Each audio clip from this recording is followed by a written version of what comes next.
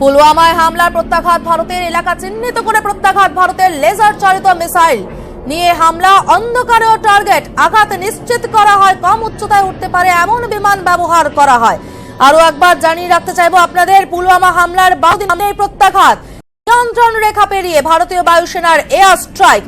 আমাদের সঙ্গে এই মুহূর্তে টেলিফোন লাইনে রয়েছেন আমাদের ব্যুরো চিফ সপ্তর্ষি সোম। সপ্তর্ষিদা, জানতে চাইবো ঠিক কি ভাবে এই হামলাটা করা হয়? এই ধরনের যে কোনো হামলার ক্ষেত্রে এয়ার স্ট্রাইক বা যে কোনো এই ধরনের গোপন হামলা যখন করা হয় তখন চিহ্নিত করা হয় লোকেশন, অর্থাৎ কোন জায়গায় হামলা চালানো হবে। নির্দিষ্টভাবে যে জঙ্গি ঘাঁটিগুলি রয়েছে সেই জঙ্গি ঘাঁটিগুলোকে চিহ্নিত করা হয় এবং জঙ্গি ঘাঁটিকে চিহ্নিত করার পর সেখানে যখন সিদ্ধান্ত হয় যে এখানে হামলা চালানো হবে তখন কতগুলো পদ্ধতি রয়েছে। প্রথম পদ্ধতি, যেহেতু একেবারে পাকিস্তান সীমান্ত লাগোয়া আমাদের বিমান ঘাঁটিগুলি রয়েছে, এই বিমান ঘাঁটিতে কোনো রকম কোনো ব্যবস্থা নিলে বা একসঙ্গে একাধিক বিমান ওড়ালে খুব স্বাভাবিকভাবেই পাকিস্তানের কাছে বার্তা পৌঁছে যাবে যে ভারত বিমান হামলা চালাতে পারে। সেই কারণেই প্রথমেই ঠিক করা হয় কোন বিমান দিয়ে হামলা চালানো হবে। স্ট্যান্ড অফ অপারেশন যেটাকে বলা হয়েছে, স্ট্যান্ড অপারেশনের ক্ষেত্রে এই বিমান নির্ধারণ করা অত্যন্ত গুরুত্বপূর্ণ।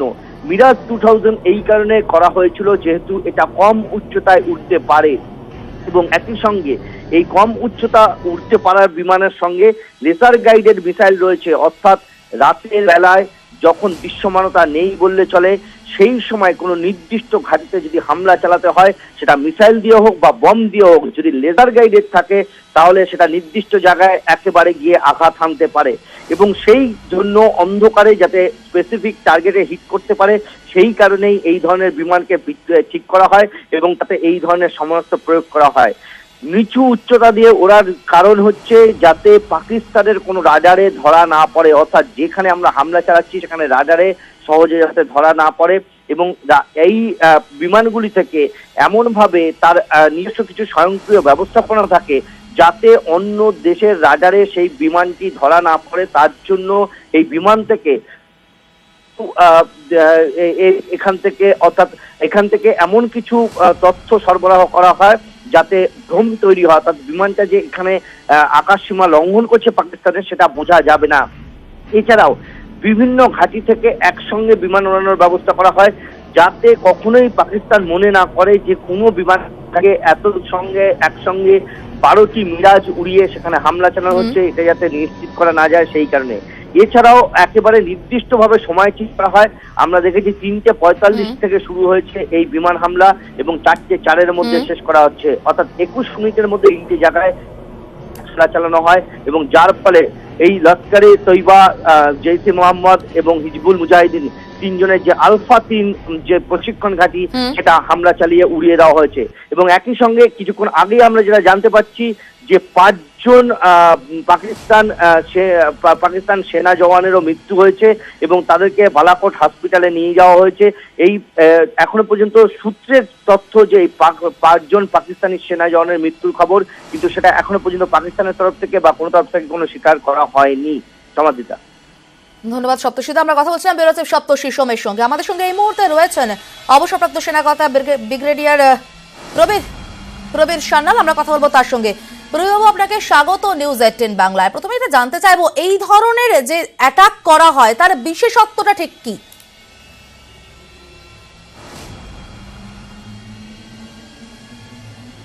না, আবার কোশ্চেনটা কি? না, বিশেষত্ব মানে এই ধরনের হামলায় কি কি মেজার নেওয়া হয়, কিভাবে করা হয়? হ্যালো, শুনতে পাচ্ছেন? হ্যাঁ, এখন দেখুন, আমি শুনতে পাচ্ছি। আমি 1990s থেকে আমি নর্থ কাশ্মীরে আমি কাউন্টার টেরর অপারেশনস আমি লঞ্চ করেছি। কাউন্টার টেরর অপারেশনসে ছাড়া হয়তো আমার মতন লোকেরা এলসির ওই পারে গিয়ে কিছু করে চলে এসছে। আমরা সব সময় in a state of 100% preparedness থাকি, চাই আর্মি হোক চাই এয়ারফোর্স হোক, আর আমরা শুধু অর্ডারের জন্য অপেক্ষা করি। তো এটাই হলো যে পুলওয়ামা হয়ে গেল আর আমরা অলরেডি প্রিপেয়ার্ড ছিলাম। প্লেস অ্যান্ড টাইমিংসের জন্য আমরা একটু সময় নিয়েছি আর আজ সকাল 3:30টার সময় এই অপারেশনটা লঞ্চ করেছি। এই অপারেশনটার মধ্যে একটা খুব বড় একটা জিনিস আছে। এর আগে যে সার্জিক্যাল স্ট্রাইক হয়েছিল আমরা হয়তো 10-15 কিলোমিটার ভেতরে গিয়েছিলাম, কিন্তু এইবার কি হয়েছে আমরা প্রায় 80 কিলোমিটার ভেতরে গিয়েছি।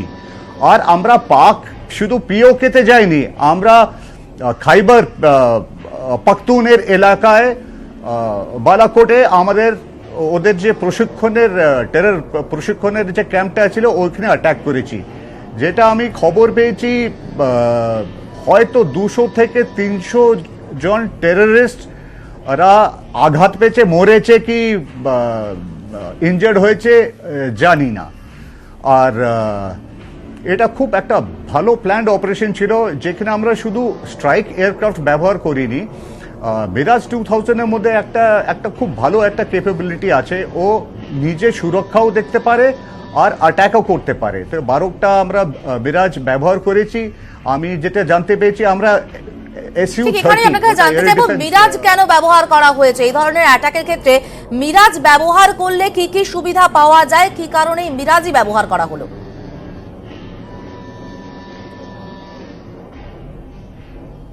না, আমি এই কার্গিল অপারেশন সময় চলে যেতে চাই। মিরাজের যে ক্যাপাবিলিটি ছিল 1999-এ, তারপরে মিরাজের উপরে অনেক আপগ্রেডেশন হয়েছে। এর মধ্যে আমরা ফায়ার অ্যান্ড ফরগেট মিসাইলস লাগিয়েছি, রেডার সিস্টেমস লাগিয়েছি আর লং রেঞ্জ ওয়েপন সিস্টেমস লাগিয়েছি। তো মিরাজ যেটা 1999-এ যতটা ক্ষমতা ছিল সেটা আজকের যে মিরাজটা ব্যবহার করা হয় এটাকে বলা হয় মিরাজ 2000i। এটা প্রায় 2 গুণ শক্তিশালী।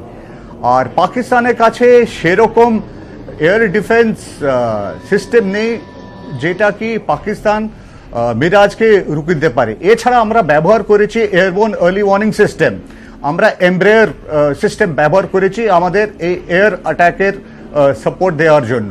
তো পাকিস্তান রিয়াক্ট করতে পারেনি। যখন এরকম ধরনের এয়ার অ্যাটাক যায় আমরা এটাকে বলি একটা প্যাকেজ ডিল। স্ট্রাইক এয়ারক্রাফট যায়, এয়ার ডিফেন্স এয়ারক্রাফট যায়, এয়ারবোর্ন আর্লি ওয়ার্নিং সিস্টেম যায়, তারপরে আমরা বলি ডিকয় এয়ারক্রাফট। দেখাচ্ছে যেন কি আমরা একটা অন্য টার্গেটের দিকে যাচ্ছি, যাতে কি পাকিস্তানের যে অ্যাটেনশনটা রিসোর্সেসটা পুরো ডিভাইড হয়ে যায়। ও সব জায়গায় তো রিয়াক্ট করতে পারে না, তো সেই জন্য হয়তো এইখানে সেরকমভাবে রিয়াক্ট করতে পারেনি, যাতে কি আমাদের এই যে পুরো 12খানা মিরাজ গেল, 3টে ক্যাম্পকে ক্ষতিগ্রস্ত করলো আর সুরক্ষিতভাবে ফিরে এলো, আমাদের কোনো ক্ষতি হয়নি। আর এখন পর্যন্ত আমরা গভর্নমেন্ট থেকে পুরো খবরটা পাইনি, ওরা আস্তে আস্তে বলবে। আমার আরেকটা সন্দেহ, হয়তো আমরা এর সাথে একটা গ্রাউন্ড অপারেশনও লঞ্চ করেছি, এটা সম্বন্ধে কেউ কথা বলছে না। আমি টুইটারে একটা রিপোর্ট দেখলাম যে বলছে মেবি গ্রাউন্ড অপারেশনস আর অলসো লঞ্চড এয়ার অপারেশনসের সাথে। পাকিস্তানকে আমরা ভালো একটা মেসেজ দিয়েছি, বলে আগে আমরা বলেছিলাম গ্রাউন্ড অ্যাটাক করে আমরা রিটালিয়েট করব, এবার আমরা এয়ারফোর্স ব্যবহার করেছি রিটালিয়েশনের জন্য। এরপরে হয়তো যদি কোনো গন্ডগোল আমরা হয়তো ইন্ডিয়ান নেভিকে ব্যবহার করব পাকিস্তানকে শাস্তি দেওয়ার জন্য। ইন্ডিয়া এখন খুব পাওয়ারফুল কান্ট্রি আর 6th লার্জেস্ট ইকোনমি। আমাদের ফরেন এক্সচেঞ্জ রিজার্ভ হচ্ছে $400 বিলিয়ন। পাকিস্তান এখন ভিক্ষে চাইছে টাকার জন্য, ওর ডেলি ইম্পোর্টের জন্য ওর কাছে টাকা নেই। পাকিস্তানের ভেতরে অনেক ডিস্টারবেন্স চলছে, বালুচিস্তানে, গিলগিট পাকিস্তানে। অর্থাৎ অ্যামিউনিশনস এবং ওয়েপনের ক্ষেত্রে যদি আমরা ধরি, তাহলে সেক্ষেত্রে পাকিস্তানের থেকে বেশি পাওয়ারফুল হচ্ছে ভারত।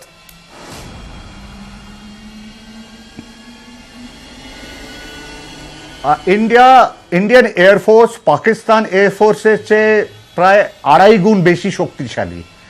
তো পাকিস্তানের সাহস হবে না কিছু করার। অনেক লোকেরা বলছিল হয়তো পাকিস্তান রিয়্যাক্ট করতে পারে। 2 দিন আগে আমি একজন পাকিস্তানের মিনিস্টার চেঁচামেচি করছিল যে এরকম যদি কিছু হয় আমরা নিউক্লিয়ার অস্ত্র ব্যবহার করতে পারে। পাকিস্তান এটা ভালো করে জানে, ইন্ডিয়ার নিউক্লিয়ার স্ট্র্যাটেজি হচ্ছে নো ফার্স্ট ইউজ, কিন্তু সেকেন্ড স্ট্রাইক হচ্ছে ম্যাসিভ রিটালিয়েশন। ম্যাসিভ রিটালিয়েশন মানে আমরা পাকিস্তানকে বিশ্বর ম্যাপ থেকে আমরা সরিয়ে দেব। ইন্ডিয়ার কাছে এমন ক্ষমতা আছে, পাকিস্তানের কাছে যেটা নেই। সো পাকিস্তান একটু নিউক্লিয়ার একটু চেঁচামেচি করেছে, ইন্ডিয়া খুব যে একটা কনসার্ন নয়। এখন ইন্টারনাল রিয়াকশন কি দেশ বিদেশ থেকে, সেটা আমাদের দেখতে হবে। কেন কি যখন পুলওয়ামা অ্যাটাকটা হয়েছে, আমেরিকা ওপেনলি বলেছে ইন্ডিয়া রিটালিয়েশন অ্যাকশন করবেই করবে, কিন্তু কোথায় করবে, কি করবে আমরা জানি না। আর এর পরিণাম খুব একটা ডিফিকাল্ট হতে পারে। ইউ ইন্ডিয়াকে সাপোর্ট করেছে যে তোমরা যদি কাউন্টার অ্যাকশন নাও, আমাদের কোনো অবজারভেশন নেই। হয়তো চেঁচামেচি করবে চায়না, একটু করে নিক, চায়না চেঁচামেচি ছাড়া আর এর চেয়ে বেশি কিছু করতে পারবে না। আর সবচেয়ে মজার কথা, টুইটারে পাকিস্তানের লোক এখন পাকিস্তানের প্রাইম মিনিস্টার আর পাকিস্তানের গভর্নমেন্টকে গালাগালি দিচ্ছে যে তোমরা ইন্ডিয়া থেকে মার খেয়ে এলে কিছু করতে পারলে না কেন। এখন পাকিস্তান জবাব দিতে পারছে না টুইটারে, তো এখন মিথ্যে কথা বলে যাচ্ছে। যেমন বলছে একটা ক্যাম্পে নাকি 1000 পাউন্ডের বম্ব ইন্ডিয়া ড্রপ করেছে। ইন্ডিয়া যেই অ্যামিনিশন ব্যবহার করে, এটা হচ্ছে লেজার গাইডেড প্রিসিশন অ্যামিনিশন, যেটা আমরা 40 কিলোমিটার কিংবা তারও লম্বা, প্রায় 80-90 কিলোমিটার দূরের টার্গেটকে আমরা প্রিসিশন স্ট্রাইক, একেবারে নিখুঁত স্ট্রাইক আমাদের লঞ্চ করার ক্ষমতা আছে, যেটা পাকিস্তানের কাছে নেই। আর এই মিসাইলস আমরা ব্যবহার করেছি। জানতে চাই প্রবীরবাবু, আপনি যেটা বললেন যে নিখুঁত ভাবে টার্গেট করার ক্ষমতা ভারতের রয়েছে, এই নিখুঁত ভাবে আক্রমণ যেটা চালানো হয়েছে আজকেও, যেভাবে জায়গা নির্দিষ্ট করে 3টি জায়গা নির্দিষ্ট করে আক্রমণ চালানো হয়েছে, সেটা ঠিক কিভাবে করা হয়, কিভাবে জায়গাগুলো নির্দিষ্ট করে আক্রমণ চালানো হয় নিখুঁত ভাবে?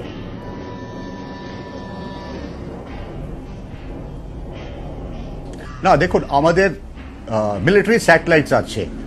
পাকিস্তানের যতগুলো টেরর ক্যাম্পস, ওটা আমাদের স্যাটেলাইট সার্ভেলেন্সের আন্ডারে আছে। আমরা রোজ পাকিস্তান টেরর ক্যাম্পসের ফটোগ্রাফস আমাদের ইন্ডিয়ান স্যাটেলাইটস থেকে পাচ্ছি। তো আমরা একটু হয়তো সময় নিয়েছি, জানতে চাইছিলাম যে এমন না হয় যে আমরা একটা পাকিস্তান ক্যাম্পকে অ্যাটাক করলাম যেখানে কেউই নেই। তো আমরা এটা নিশ্চিত হয়ে গেছিলাম যে এই ক্যাম্পে অনেক টেররিস্টরা আছে। আর এই সময়টা আমরা চুজ করে, যখন আমরা স্যাটেলাইট থেকে ফটোগ্রাফস পেয়েছি, ইনপুট পেয়েছি, ইলেকট্রনিক সার্ভেলেন্স করার পরে আরও খবর পেয়েছি, তারপরে এইসব ডাটা আমরা এয়ারক্রাফটে ফিড করে, আর আমরা লেজার ডেজিগনেটর দিয়ে টার্গেটটাকে ইলুমিনেট করে, আর আমাদের প্রেসিশন গাইডেড ওয়েপন্স ব্যবহার করে এই টেরর ক্যাম্পসের উপরে আমরা অ্যাটাক করেছি। হ্যাঁ, এখানে জানতে চাইবো আপনার কাছে যে যেরকম ভাবে আপনি বলছেন যে দুই দেশের যদি ক্ষমতা নির্ধারণ করি, যেভাবে হুমকি দেওয়া হচ্ছে আজকের এই রিটালিয়েশনের পরে, পাকিস্তানের তরফ থেকেও বলা হচ্ছে পাল্টা প্রত্যাঘাত করবে তারা, এবং তার জন্য তারা প্রস্তুত হচ্ছে। সেক্ষেত্রে ভারতের ক্ষমতার কাছে পাকিস্তানের থেকে কতটা ক্ষমতা যে প্রত্যাঘাত করতে পারে?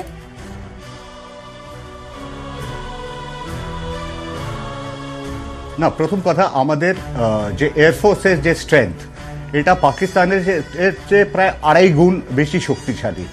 এখন পাকিস্তান কোথায় কি করবে আমরা জানি না।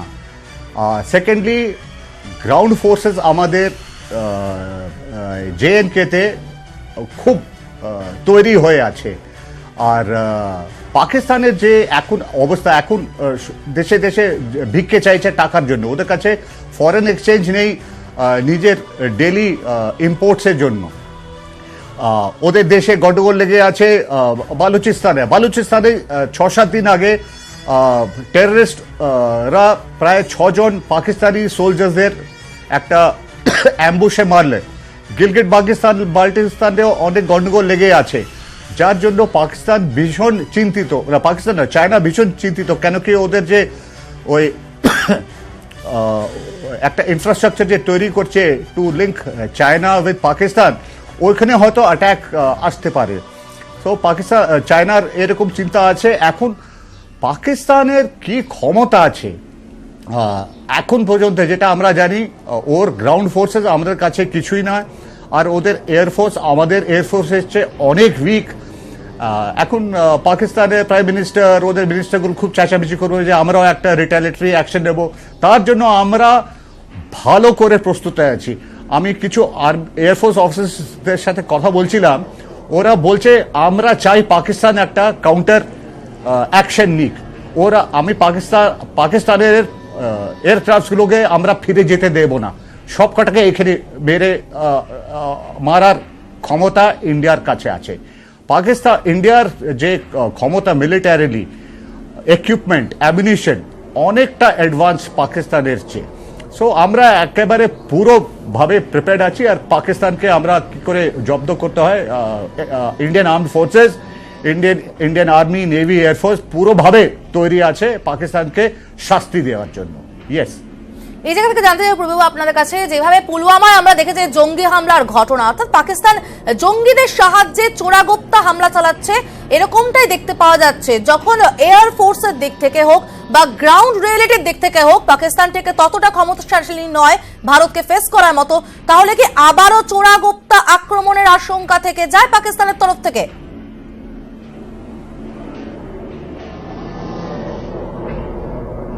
না, পাকিস্তান 1971 ওয়ারের পর পাকিস্তান বুঝে গিয়েছিল ও ইন্ডিয়ার সাথে মিলিটারিলি কম্পিট করতে পারবে না।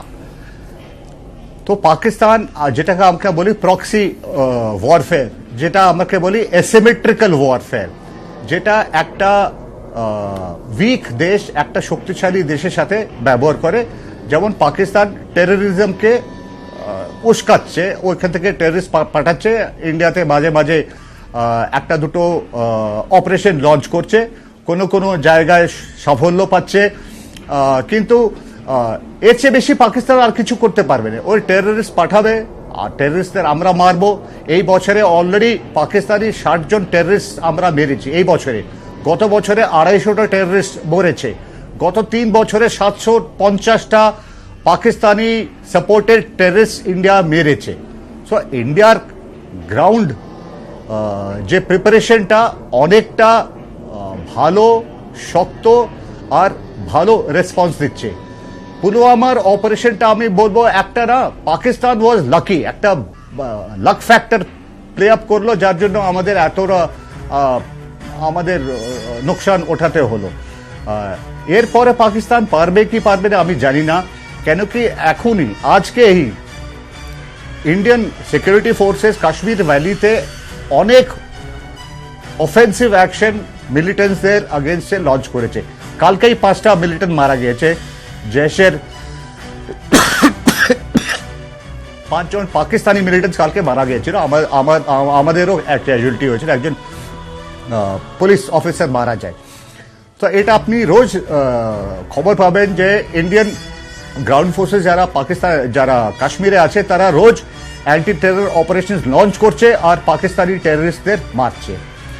আর বাইরের যেটা ইন্ডিয়ান এয়ারফোর্স খুব ভালোভাবে প্রিপেয়ার্ড আছে পাকিস্তানের কাউন্টার অ্যাটাকের জন্য। আর আমার মনে হয় না পাকিস্তানের সাহস হবে কিছু করবে। ও মিডিয়াতে খুব চেঁচামেচি করবে। আর যেটা আমি এখন টুইটারে আমি দেখছি, পাকিস্তানের লোকেরা এখন গভর্নমেন্টকে গালাগালি দিচ্ছে, ইমরান খানকে গালাগালি দিচ্ছে যে তোমরা মার খেলে কিন্তু কিছু করতে পারলে না। ইয়েস, অনেক ধন্যবাদ। আপনাদের সঙ্গে থাকুন। আমাদের সঙ্গে রয়েছেন কর্নেল সব্যসাচী বাগচি, আমরা কথা বলবো তার সঙ্গে। কর্নেল বাগচি, আপনার কাছে জানতে চাইবো যে আমরা একটু আগে কথা বলছিলাম, আমাদের সঙ্গে এখনো রয়েছেন ব্রিগেডিয়ার সুপ্রবীর সান্যাল, এবং তিনি যেরকম বলছিলেন যে এই মিরাজের বিশেষ কিছু ক্ষমতা আছে, মিরাজ বিশেষভাবে ইকুইপড, যে ক্ষমতা কিন্তু পাকিস্তানের নেই। পাকিস্তানের কাছে মিরাজ সদৃশ কোনো ধরনের কোনো আঘাত হানার মতো কিছু নেই। এই মিরাজের বিশেষত্বটা আপনার কাছে জানতে চাইবো। ঠিক 12টি মিরাজ ব্যবহার করা হলো কেন এই ধরনের হামলার ক্ষেত্রে?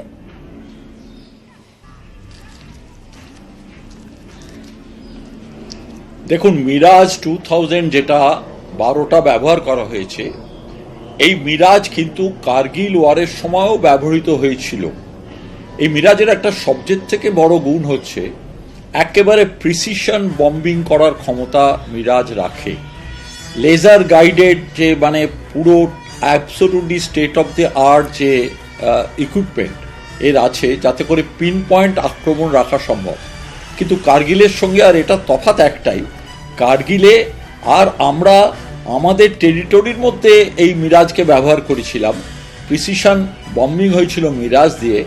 এবারে কিন্তু সেটা পিওকের টেরিটরির মধ্যে, অর্থাৎ আমরা যেটাকে বলি পাক অকুপাইড কাশ্মীর, সেই টেরিটরির মধ্যে মিরাজ গিয়ে প্রিসিশন বম্বিং করে এসেছে। আর এই 12টে এয়ারক্রাফটের মধ্যে শুধুমাত্র বম্বিংয়ের জন্যই ছিল না, অন্যান্য অনেকগুলো এয়ারক্রাফট থাকে যাতে করে তাদের বিভিন্ন ধরনের ডিউটিস থাকে, কোথাও যাতে করে ডিটেক্টেড না হয়, মিশনটা অ্যাকমপ্লিশ করার আগে যাতে করে মিশনটা আর ছেড়ে দিতে না হয়, ছেড়ে চলে আসতে না হয়, এ সমস্ত অনেক ব্যাপার আছে। অ্যাকচুয়ালি শুধু একটা মিরাজ বা মিরাজের কোয়ালিটির কারণে নয়, it is man behind the Mirage, অর্থাৎ এয়ারফোর্সের যে বৈমানিকরা আছেন তাদের কত বড় প্রফেশনালিজম বা পেশাগত কত বড় দক্ষতা থাকলে পরে এই এত প্রিসিশনভাবে আর বম্বিং করা যায় ডিটেক্টেড না হয়ে, সেটা প্রমাণ করে মিরাজ ইকুইপমেন্ট নিশ্চয়ই একটা আমাদের কাছে প্রাইজ পজিশন। এখানে কি তাহলে বলতে হবে যে MI-8 হেলিকপ্টার, MiG-21 বা MiG-27 এর থেকে অনেকে বেশি শক্তিশালী মিরাজ 2000, যে কারণে মিরাজ ব্যবহার করা হলো?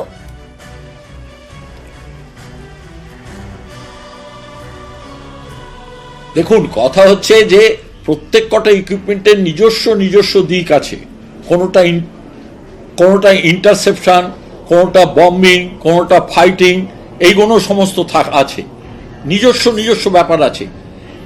হেলিকপ্টার MI হেলিকপ্টার এক কারণে ব্যবহার হয়, মিরাজ এক কারণের ব্যবহার হয়, অন্যান্য যে তেজাস ইত্যাদি এয়ারক্রাফট আছে সেগুলো অন্য কারণে ব্যবহার হয়। সেজন্য কথা হচ্ছে এগুলো একের সঙ্গে মিলিয়ে ফেলে চলে না। তবে এটা ঠিক যে মিরাজের ইকুইভ্যালেন্ট এই মুহূর্তে মিরাজটা কেন ব্যবহার করা হলো, তাহলে কেন MiG-21, MiG-27 বা MI হেলিকপ্টার ব্যবহার করা হলো না? সেক্ষেত্রে মিরাজের বিশেষত্বটা এখানে কি? নাইট ভিশনের সুবিধা হয়, বা কোনোখানে স্যাটেলাইট ইমেজিং এর সুবিধা হয়, বা টার্গেটকে নিখুঁতভাবে প্রত্যাঘাত করতে সুবিধা হয়? ঠিক কি সুবিধা হয় মিরাজ ব্যবহার করলে?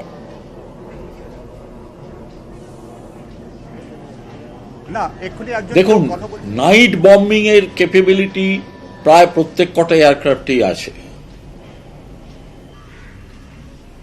আচ্ছা, সবুজ সাচিবাবু, আপনি আমাদের সঙ্গে থাকুন। আমাদের সঙ্গে রয়েছেন ব্রিগেডিয়ার প্রবীর সান্যাল, তিনি কিছু বলতে চান এই সম্পর্কে। প্রবীরবাবু, আপনি বলুন।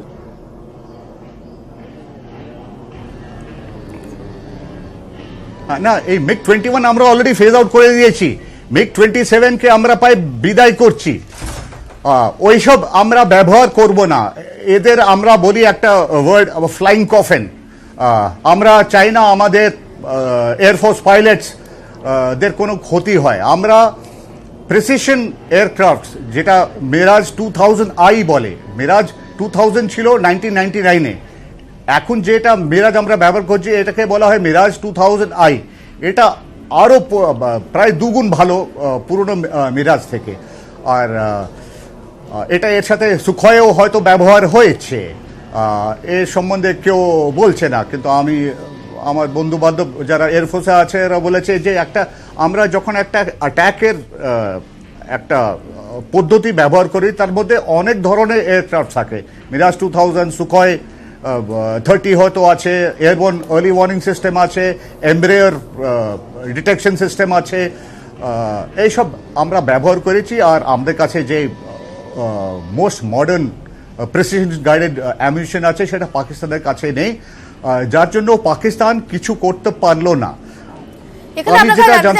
আপনি যেরকম একটু আগেই বলছিলেন যে সম্ভবত গ্রাউন্ড অ্যাটাকও হয়েছে, আপনি আপনার সোর্সেসের খবর বলছিলেন, সেক্ষেত্রে একই সঙ্গে এয়ার স্ট্রাইক, একই সঙ্গে গ্রাউন্ড দিয়ে স্ট্রাইক এবং দুদিক থেকে যৌথভাবে অপারেশন, এই অপারেশনটি কিভাবে হয়, কি ধরনের বোঝাপড়া লাগে?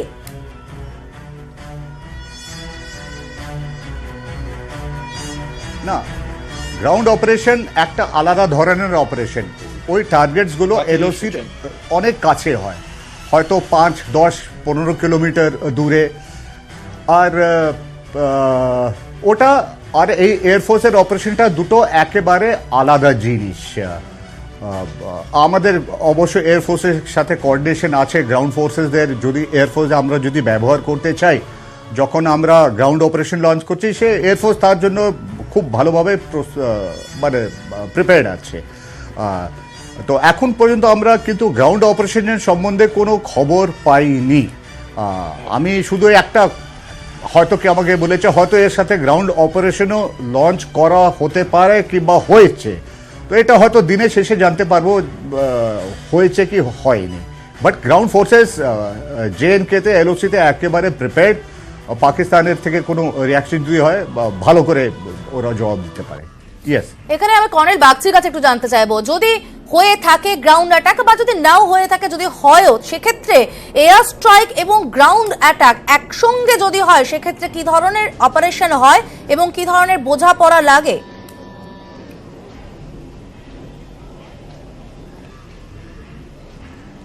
আমাদের আর্ম ফোর্সেসে যে সিস্টেম আছে, আমাদের সারা বছরই কোনো না কোনো ধরনের ট্রেনিং চলতে থাকে, এক্সারসাইজেস চলতে থাকে।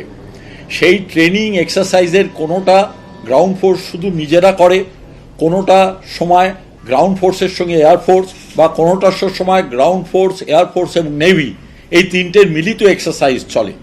বিভিন্ন অপারেশনাল প্ল্যানের কারণে যেখানে যৌথ মহড়ার দরকার হয় সেখানে যৌথ মহড়া দেয়া হয়। সেই হিসেবে এই কোঅর্ডিনেশনটা আর ডিপেন্ড করবে কি ধরনের অপারেশনের কত দূরে, কোথায়, কোন সময়, দিনে রাতে, হ্যাঁ, এই যে সাস্টেন ব্যাপার, এগুলো সমস্ত দেখা হয়। আর তাই গ্রাউন্ড ফোর্স যদি বর্ডার কভার না করে, গ্রাউন্ড ফোর্স যদি কভারে সেখানে মানে অতন্দ্র প্রহরায় যদি না থাকে, তাহলে হয়তো এরকম একটা অ্যাকশন পিওকে মানে LOC-র ওপারে গিয়ে সম্ভব হতো না। তাহলে আমরা ধরেই নিচ্ছি যে গ্রাউন্ড ফোর্সও একদিক থেকে তৈরি ছিল, তারাও জানতো এবং তারা তাদের তরফে যা যা প্রোটেকশন নেওয়ার সেগুলো নিয়েছে। সোজা কথায় এগুলো একটা জয়েন্ট অপারেশন, হয়তো এখনো পর্যন্ত আমরা জানি না এটা জয়েন্ট অপারেশন ছিল কিনা, কিন্তু কথা হচ্ছে জয়েন্ট অপারেশন হলো, অন্য কিছু ভাবার কোনো কারণ নেই। কারণ আর্ম ফোর্সেস একসঙ্গে অনেক অপারেশন করে, যেটা আমি কার্গিলের কথা বলছিলাম।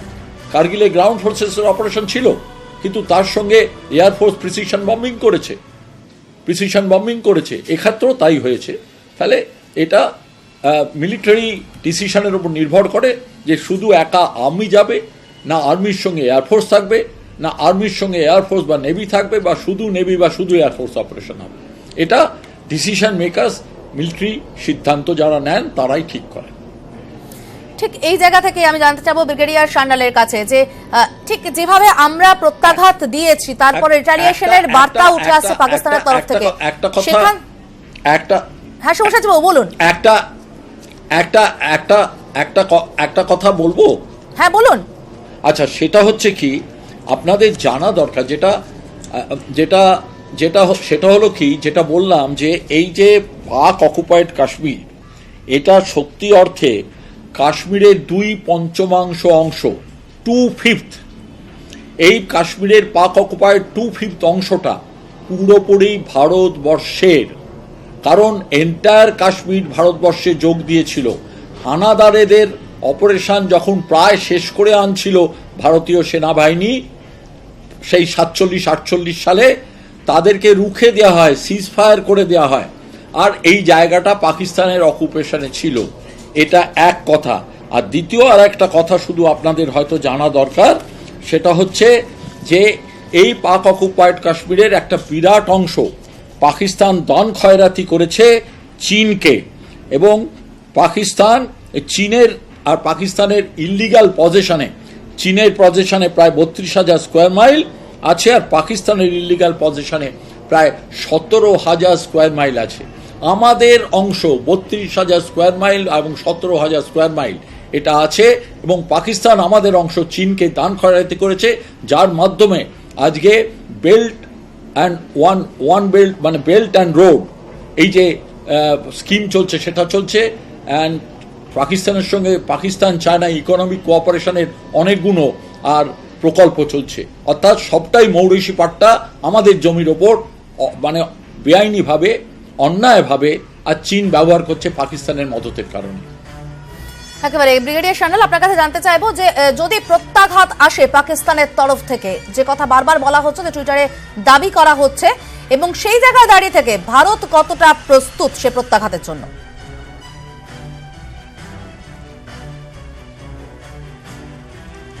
না, ইন্ডিয়া 100% প্লাস তৈরি আছে পাকিস্তানের রিট্যালিয়েটরি অ্যাকশন ফেস করার জন্য। আমি অনেক যারা এখনো এয়ারফোর্স আর আর্মিতে আছে, অনেক লোকেরা আমাকে বলেছে আমরা চাই পাকিস্তান রিয়্যাক্ট করুক, আমরা ওদের দেশে ফিরে যেতে দেব না। আমাদের প্রস্তুতি এরকম আছে। এখন পলিটিশিয়ানসরা, পাকিস্তানি পলিটিশিয়ানরা এরা বলতে থাকবে আমরা বদলা নেব, আমরা এই করব ত্যান করব, ওটা নিজের দেশেদের লোকেদের সান্ত্বনা দেওয়ার জন্য। পাকিস্তানের ক্ষমতা নেই, এটা আমরা ভালো করে জানি। যেহেতু পাকিস্তানের ক্ষমতা নেই বলেই আজকে আমরা এই অপারেশনটা লঞ্চ করেছি। তো এখন পাকিস্তানের মিনিস্টার, প্রাইম মিনিস্টার সব এখন চেঁচামেচি করবে। এখন আমি টুইটারে যেটা আমি দেখলাম যে এর বদলা নেব, এটা বলতে থাকবে, কিন্তু এদের সাহস হবে না। এখন ইন্ডিয়া, যেটা আমরা বলেছি আগে শুধু গ্রাউন্ড অপারেশন লঞ্চ করেছিল, আগে সার্জিক্যাল স্ট্রাইক পর্যন্ত, এখন এয়ার অপারেশন লঞ্চ করেছে। হয়তো এর পরের বারে ইন্ডিয়া নেভিকেও ব্যবহার করবে পাকিস্তানের বিরুদ্ধে, আর ইন্ডিয়ার কাছে সেরকম ক্ষমতা আছে। তো তার জন্য আপনাদের কোনো চিন্তা করতে হবে না। India is more than adequately prepared. আর আমরা চায়না ফ্যাক্টরটাকেও ক্যালকুলেট করেছি যে চায়না কতটা ইন্টারফেয়ার করতে পারে। আমাদের অ্যাসেসমেন্ট চায়না এই ব্যাপারে কোনো ইন্টারফেয়ার করবে না, হয়তো সাহস নেই কিংবা করতে চায় না। তো ইন্ডিয়া ইজ ভেরি সেফ। আর আমরা অপেক্ষা করছি পাকিস্তান কীরকমভাবে আমাদের আগেনস্টে রিট্যালিয়েশন করে, কিন্তু আগে রিট্যালিয়েশন করুক না। আমরা তো বলে দিয়েছি যবে থেকে পুলওয়ামা হচ্ছে আমরা রিট্যালিয়েট করব, আর 10 দিনের পরে আমরা করলাম। এখন পাকিস্তান করুক, আমরাও অপেক্ষা করে আছি। So Pakistan is not a big dam. Pakistan হচ্ছে ভিখিরি দেশ, ওদের অবস্থা খুব খারাপ। ওই দেশটা কবে নিজের ভেতর থেকে ধ্বংস হয়ে যাবে এটাই আমরা ওয়েট করি। আমি অনেক চ্যানেলসে বলেছি ইন্ডিয়ার এখন এম হওয়া উচিত পাকিস্তানকে ভেতর থেকে কি করে আমরা ধ্বংস করতে পারি, army, navy, air force, Indian army এয়ারফোর্সকে ব্যবহার না করে। তো মনে হচ্ছে সিমটমসটা এখন দেখা যাচ্ছে পাকিস্তানের ভেতর থেকে এখন অনেক ইন্টারনাল ডিসেনশনটা বেড়ে গেছে। এখন দেখে পাকিস্তান এই ধাক্কাটা কি করে সামলায়। ইয়েস, এখান থেকে আমি কর্নেল বাগচি আপনার কাছে জানতে চাইবো যে আপনি যেরকমটা বলছিলেন যে চীন একটা বড় অংশতে মৌরসি পাট্টা গেড়ে রেখেছে, পাকিস্তানের মদদেই পাকিস্তান তাদের হাতে তুলে দিয়েছে। সেই জায়গা থেকে আমরা জানি সবাই যে আন্তর্জাতিক ক্ষেত্রে অন্তত চীন বারবারই পাকিস্তানকে সমর্থন করে এসেছে, যদিও পুলওয়ামা হামলার কিন্তু কড়া নিন্দা করেছে চীন। তার একটা কারণ হতে পারে চীনের বরাবরের সন্ত্রাস বিরোধী অবস্থান। কিন্তু যদি ভারত পাকিস্তানের মধ্যে এই দ্বন্দ্ব আরো গুরুতর আকার নেয়, সেক্ষেত্রে কি মনে হয় চীন কোনো ফ্যাক্টর হতে পারে?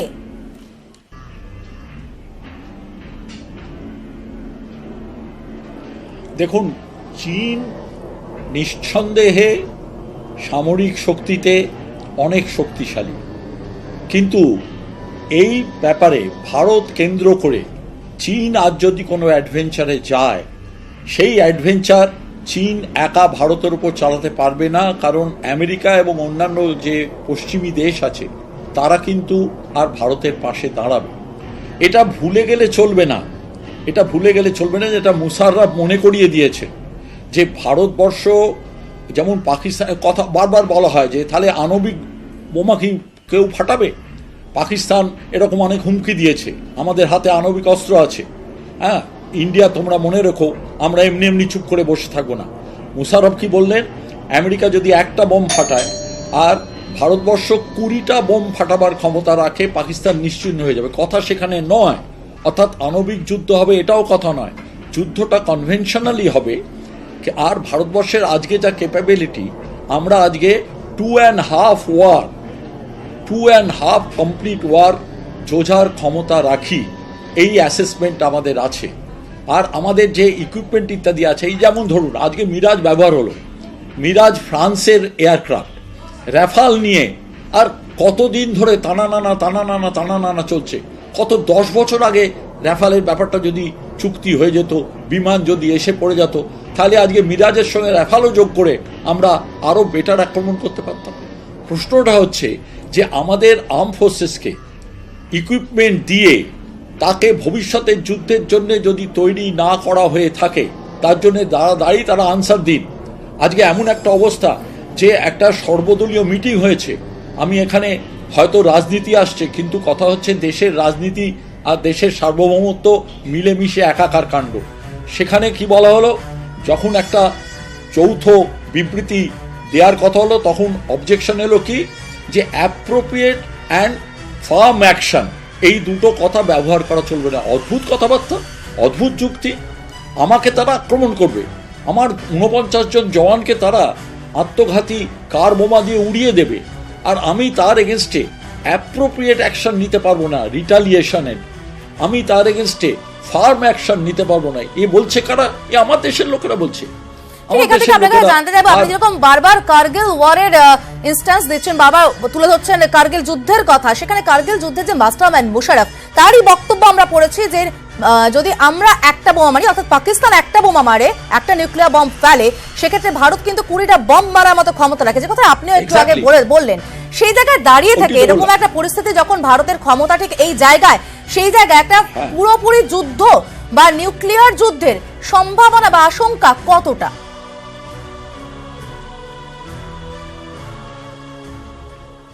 একদম নেই নিউক্লিয়ার যুদ্ধের আশঙ্কা, একদমই নেই।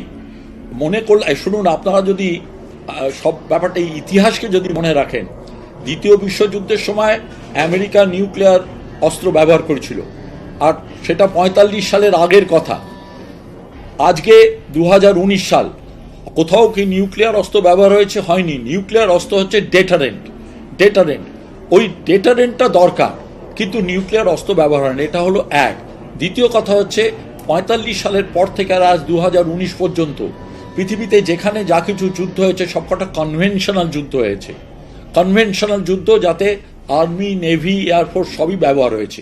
সে ইরাক বলুন, সে অন্য যে কোনো জায়গায় ইরানের বলুন, ইত্যাদি ইত্যাদিতে, সে অন্যান্য যে কাতারে হয়েছে, সেটি একই ব্যাপার হয়েছে। এখানেও যদি যুদ্ধ হয়, যুদ্ধ তো প্রথম কথা, শেষ কথা, যুদ্ধের আগেই ব্যাপারটা থেমে যাবে আশা করছি। তার কারণ আমরা যেখানে বম্বিংটা করেছি, জায়গাটা আমাদের, আবার বলি জায়গাটা আমাদের, ফেরত নিইনি, সেটা আমাদের দুর্বলতা। আজকের সরকার সেখানে ভেতরে ঢুকে গিয়ে যদি আমাদের জায়গা থেকে আর সন্ত্রাসবাদীদের হাঁটিয়ে দেয়, ব্যাপারটা এরকম হলো, ধরুন খবর এলো সুন্দরবনে বা ডায়মন্ড হারবারে একটা সন্ত্রাসবাদীরা সেখানকার লোকেদের হাঁটিয়ে দিয়ে বেশ কিছুদিন ধরে একটা জায়গা অধিকার করেছে। কলকাতা থেকে আর ইস্টার্ন কমান্ড হেডকোয়ার্টার থেকে বা নেভাল হেডকোয়ার্টার থেকে বা এয়ার হেডকোয়ার্টার থেকে গিয়ে যদি সেই জায়গাটা ফ্লাশ আউট করে দেওয়া হয়, সেটা কি অন্যায় করা হবে? সেটা কি অন্যায় করা হবে? অর্থাৎ আমার নিজের জায়গা থেকে আমি যদি সরিয়ে দিই, আমার ঘরে একটা অবৈধ অনুপ্রবেশকারী এসছে, আমি তাকে যদি হাঁটিয়ে দিই, সেটা কি অন্যায় হবে? সেটা কি সার্বভৌমত্বের প্রশ্ন? এই জায়গা থেকে আমি ব্রিগেডিয়ার সান্যালের কাছে যাব।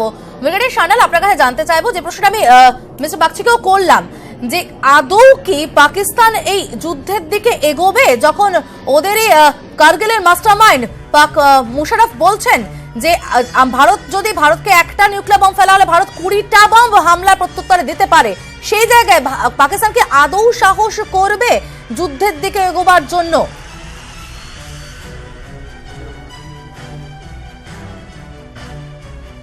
দেখুন, পাকিস্তানের সাহস নেই ইন্ডিয়ার আগেনস্টে কোনো রিটালিয়েটরি অ্যাকশন নেওয়ার জন্য। ও শুধু এতটাই করতে পারে, ইন্ডিয়াতে আমাদের কাশ্মীরে টেররিস্টদের পাঠিয়ে যতটা আমাদের ক্ষতি করতে পারে, এর চেয়ে বেশি আর কিছু করবে না।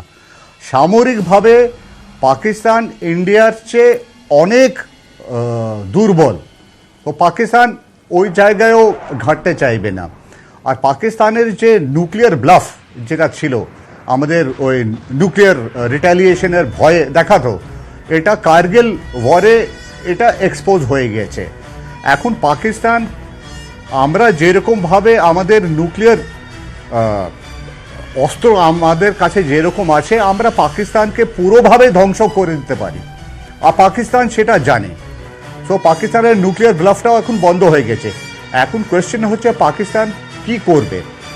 এখন আপনারা এটাই শুনতে থাকবেন টুইটারে, ফেসবুকে, খবরে, যে পাকিস্তান সব মিনিস্টার বলে আমরা বদলা নেব করতে করতে 10-12 বছর কেটে যাবে, পাকিস্তানের ক্ষমতা নেই ইন্ডিয়ার এগেনস্টে কিছু করার। তো আমরা এটা শুনতে থাকবো। আর পাকিস্তান জানে ইন্ডিয়া মোর দেন প্রিপেয়ার্ড, ইন্ডিয়া হচ্ছে একটা ভীষণ স্ট্রং দেশ, ও ইন্ডিয়াকে আর ঘাটতে চাইবে না, আর আরও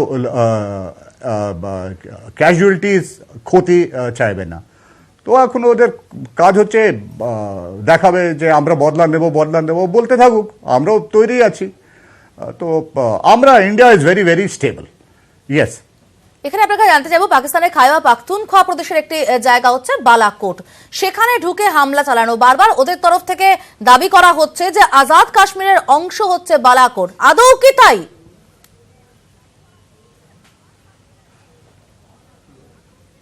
না, বালাকোট হয়তো খাইবার পাখতুন প্রভিন্সের, এটা টেকনিক্যালি পিওকের মধ্যে নেই।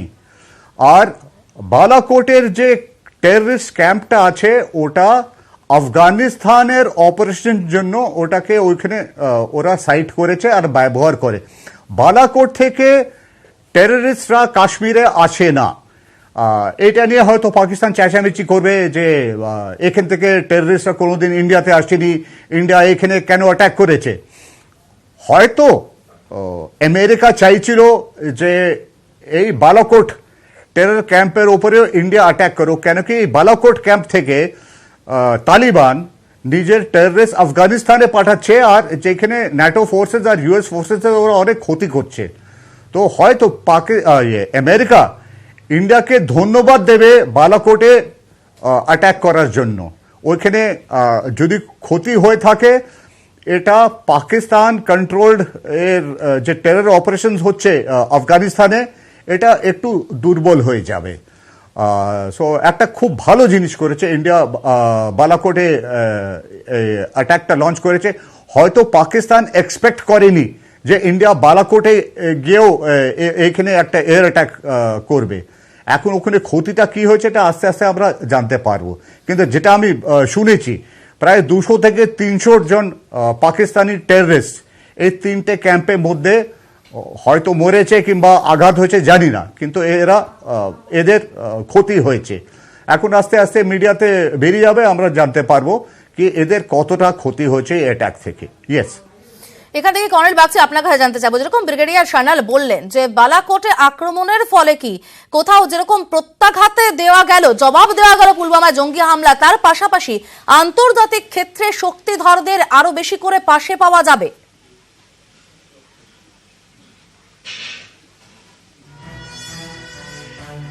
আপনাদের বোধহয় মনে থাকতে পারে যে যেরকম ব্রিগেডিয়ার সান্যাল বারবার আমেরিকার কথাটা তুলেছেন, 9/11 অ্যাটাকের যে হোতা ছিল সেই আল কায়েদাকে আর বহুদিন বাদে পাকিস্তান আফগানিস্তান বর্ডারের একটা স্যাংচুয়ারি থেকে ওসামা বিন লাদেনকে খুঁজে বার করে সেই স্যাংচুয়ারির মধ্যে এসে আমেরিকা ওসামা বিন লাদেনকে মেরেছিল। অর্থাৎ যে কোনো বর্ডার এরিয়াসে একটা ব্যাপারটা হচ্ছে সে তারা আফগানিস্তানও যেতে পারে, ওইখান থেকে আবার পাক অকুপাইড কাশ্মীরেও চলে আসতে পারে।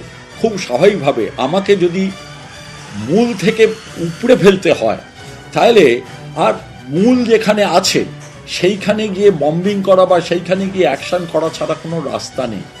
যেরকম আমেরিকা ইরানে 53 হস্টেজেস উগান্ডাতে গিয়ে, উগান্ডার যে 53 হস্টেজেস ছিল এনটেবি, সেখান থেকে নেয়ার যে একটা ব্যবহার করছিল। এইরকমভাবে যখন নিজের দেশকে বাঁচাবার দরকার হয় তখন হয়তো একটু ডিপার এরিয়াতে গিয়ে অ্যাটাক করতে হয়। আর এটা না করলে পরে পাকিস্তান জানতো যে পুলওয়ামার পরে তারা তাদের অনেকজন জিনিস ভেতরে সরিয়ে নিয়েছিল। কিন্তু আজকে যদি পাকিস্তান বোঝে যে না, ভেতরে সরিয়ে নিয়ে গিয়েও আমি সন্ত্রাসবাদীদের বাঁচাতে পারবো না, কারণ দরকার পড়লে ভারতবর্ষ যেরকম ইসরায়েল করেছে, যেরকম আমেরিকা করেছে, সেরকম ভারতবর্ষ আগামী দিনে আমার ভেতরে এসেও এই সন্ত্রাসবাদীদের ভেঙে গুঁড়িয়ে দেবে, তাহলে পাকিস্তান আর চোখ রাঙাতে বা কোনো রকম মিলিটারি অ্যাকশন করতে সাহস পাবে। ঠিক এখান থেকে আপনার কাছে জানতে চাইবো ব্রিগেডিয়ার সান্যাল, যে সাহস পাবে না পাকিস্তান, যেরকম মানে বারবারই আপনার কথাতে কর্নেল বাগচির কথাতে উঠে আসছে, সেক্ষেত্রে অনেকটাই কারণ হচ্ছে আমাদের যে বাহিনী, আমাদের গ্রাউন্ড রিয়ালিটি হোক, এয়ারফোর্স হোক, নেভি হোক, সে জায়গায় পাকিস্তান অনেকটাই কিন্তু পিছিয়ে রয়েছে। কিন্তু আরো একটি ক্ষেত্র, আন্তর্জাতিক ক্ষেত্রেও কি পাকিস্তান কারোর সমর্থন পাবে বলে মনে হয়? কোনো ধরনের প্রত্যাঘাতের, কোনো ধরনের যুদ্ধের, কোনো ধরনের কোনো কূটনৈতিক জায়গা থেকে? চীন,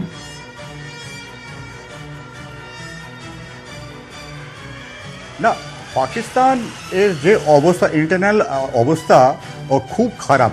পাকিস্তানকে বলা হয় রোগ স্টেট, মানে একটা শয়তানের দেশ।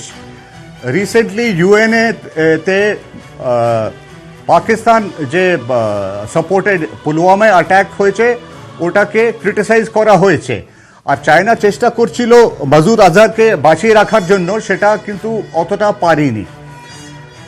এখন পাকিস্তানের রেপুটেশন ইন্টারন্যাশনাল পলিটিক্সে কিংবা স্টেটাসে এত খারাপ, কেউ হয়তো পাকিস্তানকে সাপোর্ট করবে না। সাপোর্ট যদি কেউ করে সেটা হচ্ছে চীন। চীন ম্যাক্সিমাম বলবে যে ইন্ডিয়াকে একটু রেস্ট্রেন, মানে একটু থেমে যাওয়া উচিত ছিল, কথাবার্তা বলে এই প্রবলেমটাকে সর্ট আউট করে দেওয়া উচিত ছিল। ইন্ডিয়া এখন ভেরি ক্লিয়ার, পাকিস্তানের সাথে কথা বলে কোনো লাভ নেই।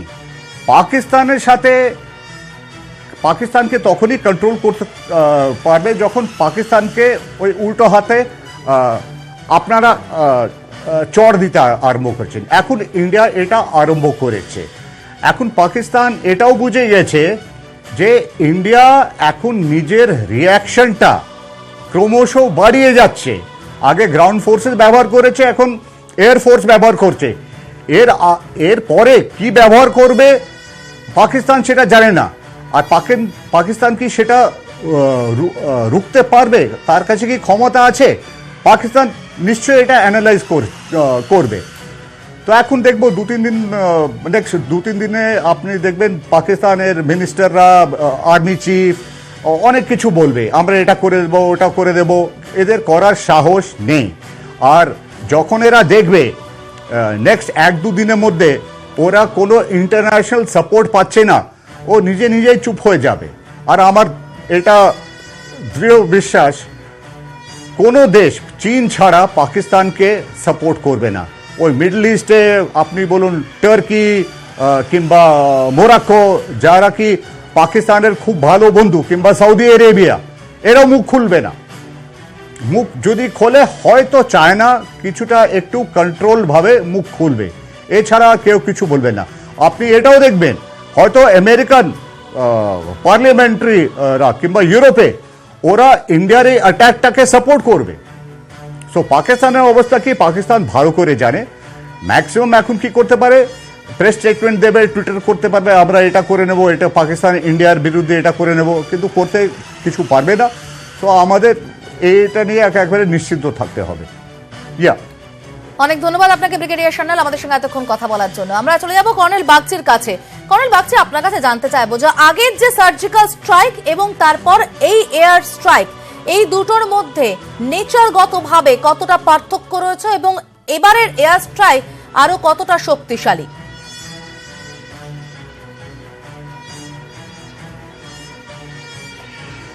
আগের সার্জিক্যাল স্ট্রাইক আমাদের যার সীমান্তের কাছেই হয়েছিল, সীমান্ত থেকে সামান্য একটু ঢুকে গিয়ে। এবারের এয়ার স্ট্রাইকটা সীমান্ত থেকে অনেক ভেতরে, অর্থাৎ যদি ডিস্টেন্সের দিক থেকে বলেন অনেক ভেতরে গিয়ে আর এই অ্যাটাকটা হয়েছে। এটা এক। আগের যেটা স্ট্রাইক হয়েছিল সেই সার্জিক্যাল স্ট্রাইকে আমরা বড়জোর হেলিকপ্টার ব্যবহার করেছিলাম to carry the troops. Fire পাওয়ারের সাপোর্টের জন্য হেলিকপ্টার ব্যবহার করিনি। এবারে আমাদের যে ফাইটার বম্বার ব্যবহার হয়েছে সেটা হচ্ছে একেবারে বম্বিং করার জন্য এয়ারফোর্সকে ব্যবহার করা হয়েছে। এটা দুই। তৃতীয় যেটা হচ্ছে সেটা হচ্ছে কি, যে আগে যে ক্যাম্পটা ছিল সে ক্যাম্পটা ছোট ছিল। আগে যে সার্জিক্যাল স্ট্রাইকের সময় যে ক্যাম্প, সেটা ছোট ছোট 3-4টে জায়গার মধ্যে ছিল। এবারের যে ক্যাম্পটা, সেই ক্যাম্পটা যাতে করে আমরা যেটা বুঝতে পারছি, মনে হচ্ছে যে প্রায় 200 থেকে 300 জঙ্গি সেখানে ট্রেনিং নিত, সেই ট্রেনিং নেওয়ার ক্যাম্পটা ধ্বংস করা গেছে, অর্থাৎ প্রায় 200 থেকে 300 জন জঙ্গিকে নিকেশ করা গেছে। তাই সেদিক থেকে দেখতে গেলে আর এই জঙ্গি নিকেশের যে ভলিউমটা সেটা যদি দেখেন সেটা বড়। তারপরের যে ব্যাপারটা সেটা হচ্ছে কি, যে এই পুলওয়ামার ঘটনাটা হয়েছে 12 দিন আগে, আর 12 দিন বাদে প্রাইম মিনিস্টার যখন আজকে আর্ম ফোর্সেসকে ফ্রি হ্যান্ড দিলেন যে কোথায় কখন কিভাবে কি সংখ্যায় কত দূরে অ্যাটাক করতে হবে, তিনি সেটা আর্ম ফোর্সেসকে ছেড়ে দিলেন। এই যে ছেড়ে দেওয়ার ব্যাপারটা, এটা আমরা 1965 সালে লাল বাহাদুর শাস্ত্রীর সময় দেখেছি। আইয়ুবের যে অ্যাডভেঞ্চারিজম, তাকে কন্ট্রোল করার জন্য জেনারেল রায়চৌধুরীকে জেন চৌধুরীকে ডেকে এনে চিফ হিসেবে বসিয়ে আজ যে অ্যাটাকটা লঞ্চ করা হয়েছিল, সেই সময় মিলিটারি অপারেশনগুলো মিলিটারি পুরো করতো। লাল বাহাদুর শাস্ত্রী ব্রিফড হতেন, এবারে যেরকম নরেন্দ্র মোদী ব্রিফড হয়েছেন, আর পুরো স্বাধীনতা দেওয়া হয়েছিল মিলিটারি অপারেশন কি করে করতে হবে। তা মিলিটারি লোকেরা ভালো জানেন, সে স্থলবাহিনী হোক, বিমান বাহিনী হোক, নৌবাহিনী হোক, এবারও ঠিক তাই করা হয়েছে। সেই দিক থেকে দেখতে গেলে সার্জিক্যাল অপারেশনের সময় যতটা না মিলিটারিকে টোটাল ফ্রি হ্যান্ড দেওয়া হয়েছিল, এবারে কিন্তু অনেকটা ফ্রি হ্যান্ড দেওয়া হয়েছে। এইগুলো হচ্ছে মোটামুটি আর তফাৎ সার্জিক্যাল স্ট্রাইক আর কালকের যে আজকের ভোর 3টের সময় যেটা হয়েছে সেইটা। আপনার কাছে আরো একটা বিষয় স্পষ্ট করতে চাইবো, যেটা বারবার আপনার কথাতে এবং এর আগে ব্রিগেডিয়ার সানালের কথাতে উঠে আসছিল, যে ভারতের আর্মড ফোর্সেস, সেটা গ্রাউন্ড রিলেটেড থেকে হোক বা এয়ারফোর্স হোক, নেভি হোক, এবং পাকিস্তানের ফোর্স, এই দুটোর মধ্যে আমরা যদি পার্থক্য তৈরি করি যে কোনটা বেশি শক্তিশালী কোন কোন দিক থেকে, তাহলে সেটা কিভাবে আপনি ব্যাখ্যা করবেন?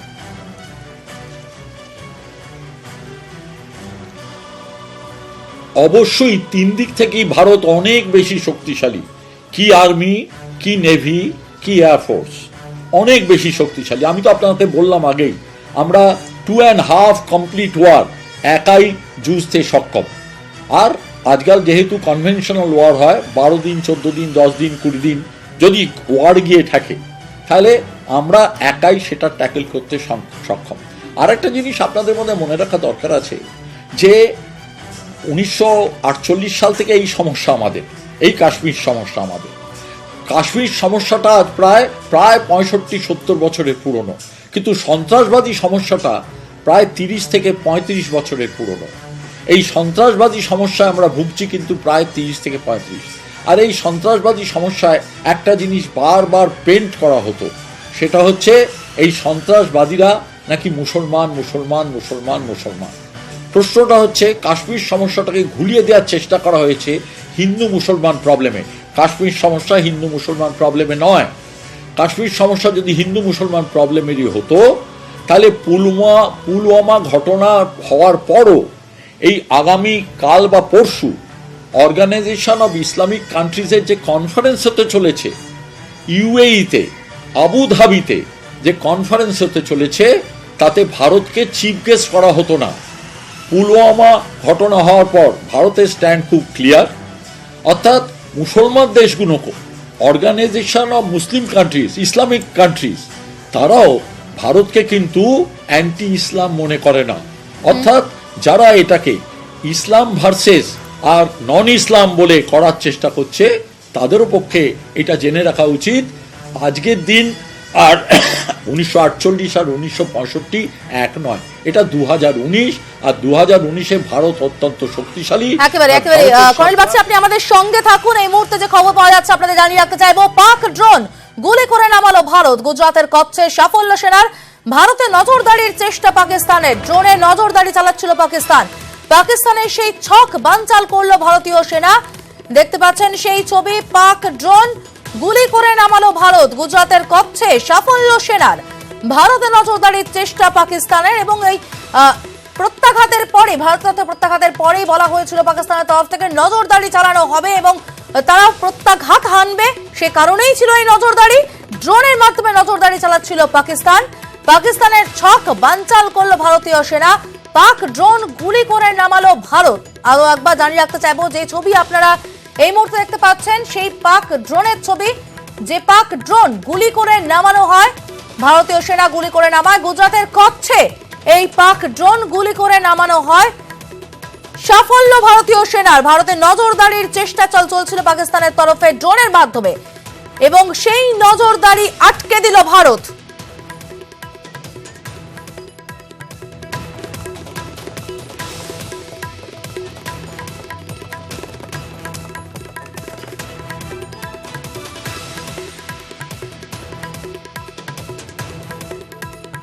আমাদের সঙ্গে এই মুহূর্তে কর্নেল বাগচির পাশাপাশি রয়েছেন লেফটেন্যান্ট জেনারেল উৎপল ভট্টাচার্য। আমরা কথা বলবো তার সঙ্গে।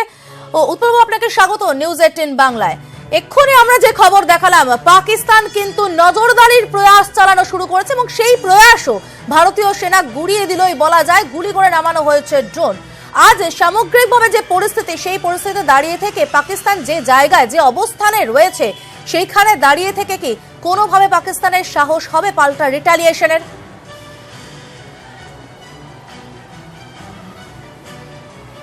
দেখুন, এরকম যেরকম একটা অপারেশনস ইন্ডিয়া রাত্রি 3:45 থেকে 21 মিনিটের পুরো অপারেশন হয়েছে। 3:45 থেকে 4:06 পর্যন্ত, তার মধ্যে 3টে টার্গেটকে মানে টেররিস্ট ট্রেনিং ক্যাম্পকে মারা হয়েছে। গতবার আমরা যখন সার্জিক্যাল স্ট্রাইক করেছিলাম তখন টেররিস্ট লঞ্চ প্যাডকে স্ট্রাইক করা হয়েছিল। লঞ্চ প্যাডে সাধারণত ওরা ট্রেনিং করে এসে সাধারণত ওখানে মিলিত হয় ভারতে ইনফিলট্রেশনস করার আগে। আর টেররিস্ট ট্রেনিং ক্যাম্পে 3টে যেটাকে মারা হয়েছে, সে টেররিস্ট ট্রেনিং ক্যাম্পের ইনফ্রাস্ট্রাকচারটা আর একটু বেশি। ওখানে ওদের ট্রেনিং দেওয়া হয়, আইডি এক্সপ্লোসিভস কী করে জোড়া হয় সেগুলো দেওয়া হয়। আর এগুলো ওদের কম্বাইন্ড থাকে, লস্করে তৈবাও থাকে, জৈশে মোহাম্মদও থাকে, হিজবুল মুজাহিদিনও থাকে, মানে হাফিজ সঈদের এও থাকে, সালাউদ্দিনেরও থাকে, আর আমাদের মাসুদ আজহারেরও থাকে। সেই 3টে, তার মধ্যে সব থেকে সাফল্য হয়েছে যেটা, একটা তো চকোটিটা এলওসির ওই দিকেই, খুব কাছাকাছি, ওটা অ্যাবাউট 10 থেকে 12 কিলোমিটারের মধ্যে। কিন্তু আরও যদি দুটোকে মারা হয়েছে রাওয়ালকোট আর বালকোটের, ওটা সেইটা বালকোটের ওইটা হচ্ছে প্রায় আবোটাবাদের কাছে। আর আমাদের 12টা মিরাজ 2000 এখনও কিন্তু যেটা জানা যাচ্ছে, 12টা মিরাজ 2000 এই 3টে মিশনে গিয়েছিল আলাদা আলাদা করে। আর তাতে laser guided and glided bomb, মানে এর জন্যে ওদের অঞ্চলে আমাদের বেশি ভেতরে ঢুকতে হবে না। শুধু গাইড নয়, গ্লাইডেড মানে উড়ে তারপরে আপনি টার্গেটের সঙ্গে লক অন করে তারপরে গ্লাইড করে 100 কিলোমিটার দূর পর্যন্ত এই বোম ছাড়া যায়। এর অ্যাকিউরেসিও খুব ভালো।